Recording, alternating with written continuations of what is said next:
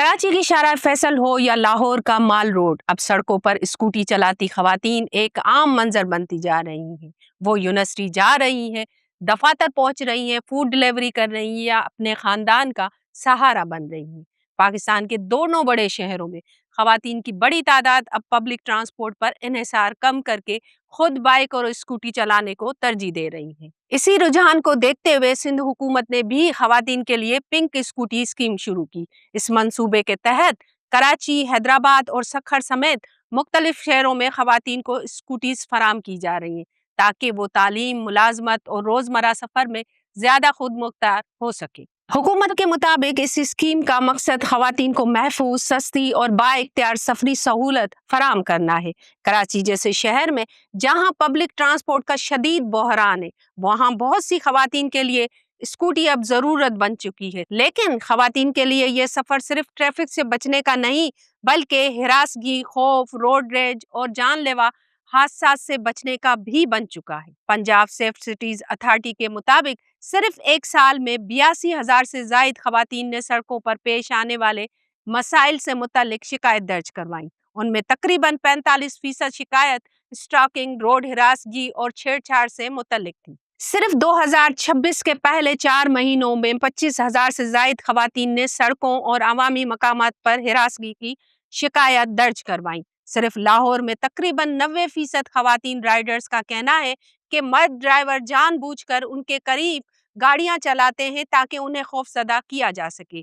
कई खवातीन का कहना है कि बाज मर्द ड्राइवर्स खवातीन से ओवरटेक होना अपनी अना का मसला समझते हैं।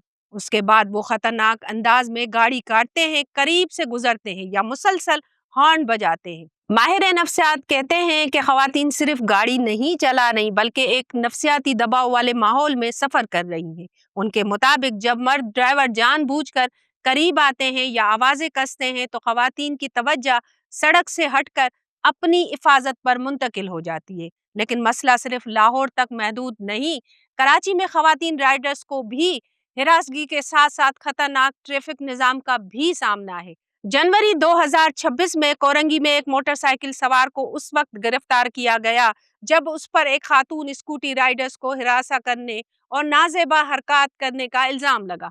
वाकये की वीडियो वायरल होने के बाद पुलिस ने कार्रवाई की। मुलजिम ने दौरान तफ्तीश मुबैना तौर पर कहा, खातून को देखकर शैतान हावी हो गया था। यह सिर्फ एक वाकया नहीं, कराची में खवातीन राइडर्स अक्सर सोशल मीडिया के लिए खुफिया वीडियोस बनाने, ताकुब करने और सड़क पर जुमलेबाजी जैसे मसाइल का सामना करती हैं। दूसरी तरफ कराची की सड़कें खुद भी खवातीन के लिए खतरनाक बनती जा रही हैं। नवंबर 2025 में सुपर हाईवे के करीब दुम्बागोट पुल पर तेज रफ्तार कार ने स्कूटी सवार 2 खवातीन को टक्कर मार दी थी। दोनों खवातीन पुल से नीचे जा गिरी। 22 साला सिमरा शेख मौके पर ही हलाक हो गई जबकि राबिया नाज शदीद जख्मी हुई। इसी तरह जनवरी 2026 में कायदाबाद के करीब एक ट्रालर ने 20 साला खातून मोटरसाइकिल सवार को कुचल दिया।